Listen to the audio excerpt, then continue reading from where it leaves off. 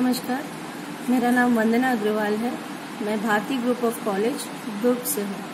आज का मेरा टॉपिक है डेटा स्ट्रक्चर्स में मैंने लिया है कि बी ट्री क्या होते हैं। हमने पुराने वीडियोस में binary search tree, binary tree या सिंपल ट्री को एक्सप्लेन किया था। हमने एवीएल ट्री को भी देखा था। यहाँ पर हम देखते हैं कि बी ट्री क्या होते हैं। आपको पता है कि जब भी हम ट्री बनाते हैं तो हर नोड की एक वैल्यू होती है, देन उनके लेफ्ट एंड राइट आपके चाइल्ड मेंटेन होते हैं, या ये हम बोल सकते हैं कि हर नोड जो है वह एक वैल्यू को रखता है एंड दो चाइल्ड्स को वो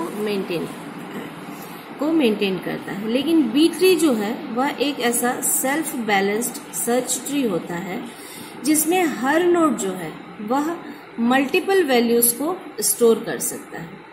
देन उसी तरीके से जो उसके चाइल्ड्स हैं उनकी वैल्यूज भी मल्टीपल वे में यूज हो सकती है। हम ये बोल सकते हैं कि ये एक ऐसा ट्री है जहां पर हम यदि कीज की बात करेंगे तो कीज के बेस पर हम यहाँ पर मल्टीपल वैल्यूज को यूज कर सकते हैं।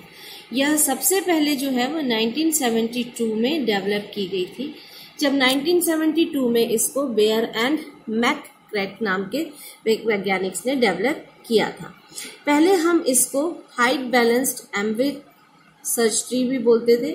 बाद में हमारा जो है हमने इसका नाम जो है वह आपके बी ट्री के हिसाब से यूज किया। तो हम यहाँ पर देखते हैं कि जो बी ट्री है वह आपका सेल्फ बैलेंस सर्च ट्री है, जिसमें हर नोड जो है वह मल्टीपल कीज को रखेगा और उनके जो चिल्ड्रन है वह भी यहाँ पर दो से ज्यादा हो सकते हैं। हम यहाँ पर कुछ प्रॉपर्टीज लेते हैं कि बी ट्री को हम कैसे एक्सप्लेन करेंगे।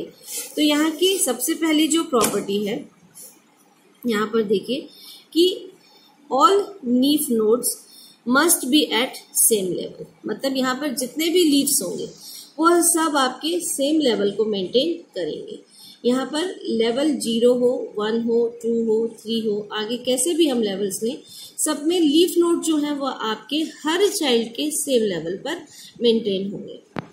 All node except root must have at least, यहाँ पर जो हम वैल्यूज ले रहे हैं, n/2-1 keys and maximum of n-1 keys हम यहाँ पर यूज कर रहे हैं।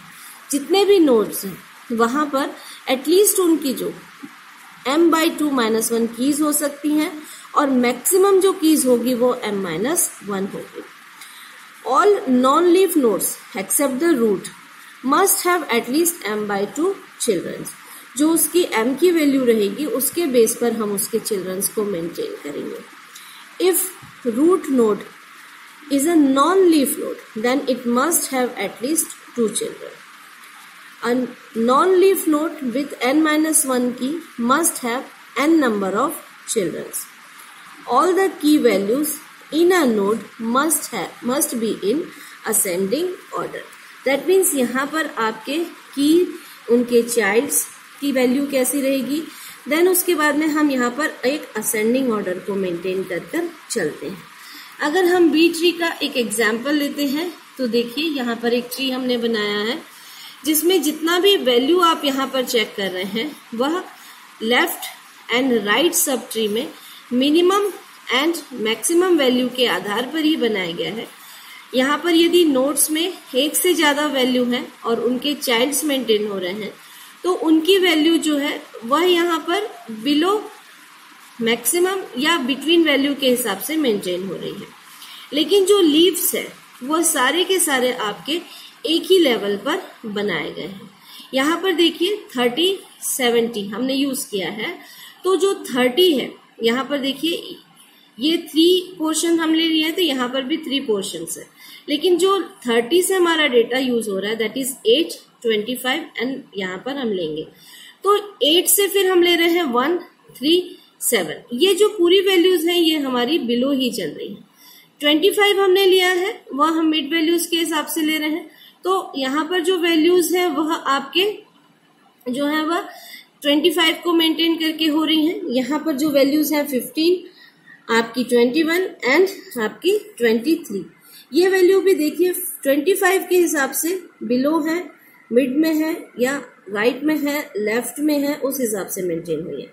तो यहाँ पर जब हम ट्री बनाते हैं बी ट्री, तो मेनली हमारे पास कितनी वैल्यूज हैं किसी एक नोड में और उनके कितने चाइल्ड्स होने चाहिए और वह आपके लार्जर एंड बिगर वैल्यू को किस तरीके से मेंटेन करते हैं, उसको हम यहाँ पर देखते हैं।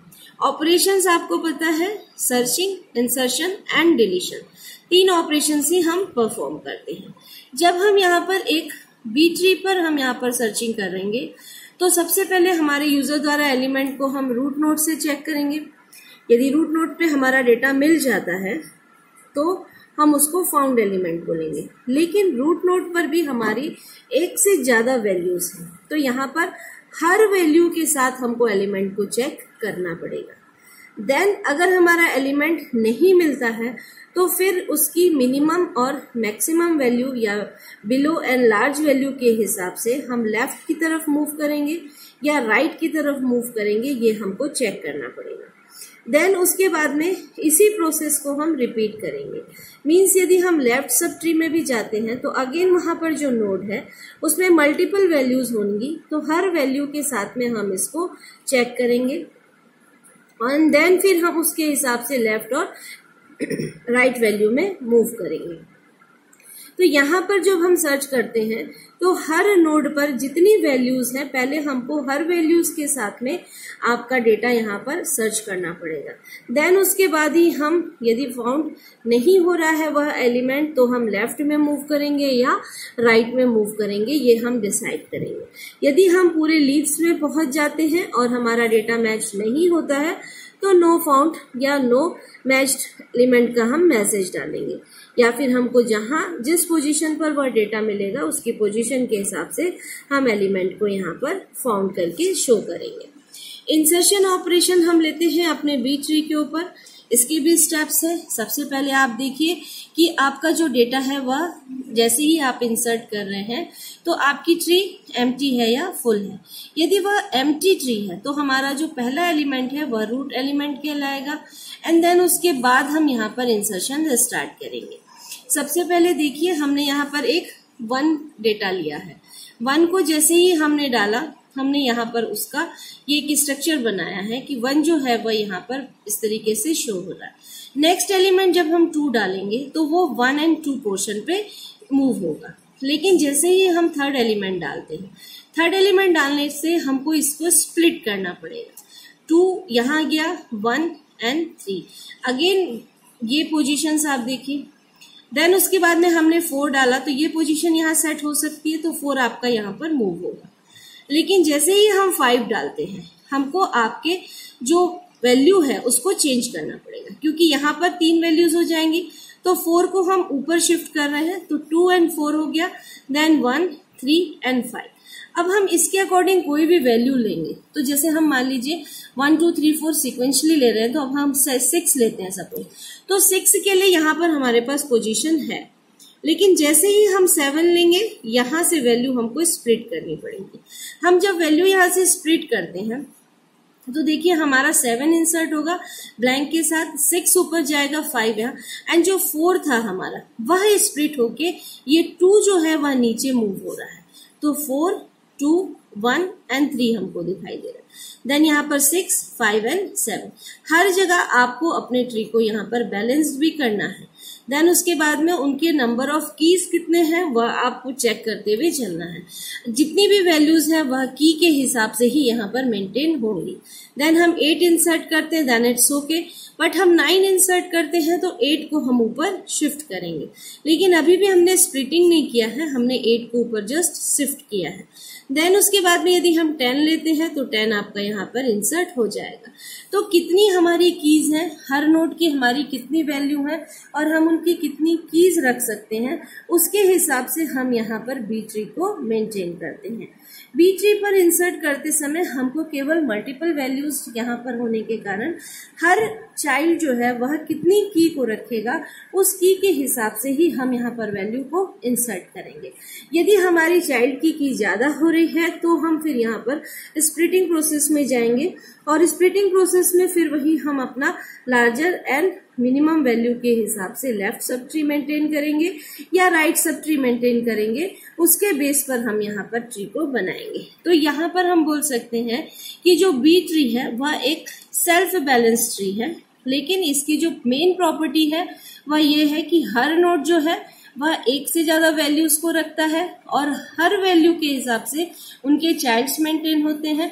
और चाइल्ड भी यहाँ पर मैक्सिमम 2 हो ये जरूरी नहीं है, चाइल्ड्स भी यहाँ पर कितने हो सकते हैं एंड देन उसके सब चाइल्ड्स भी यहाँ पर कई हो सकते हैं, लेकिन लीफ जो है वह आपका सेम लेवल पर ही मेंटेन किया जाता है। Thank you.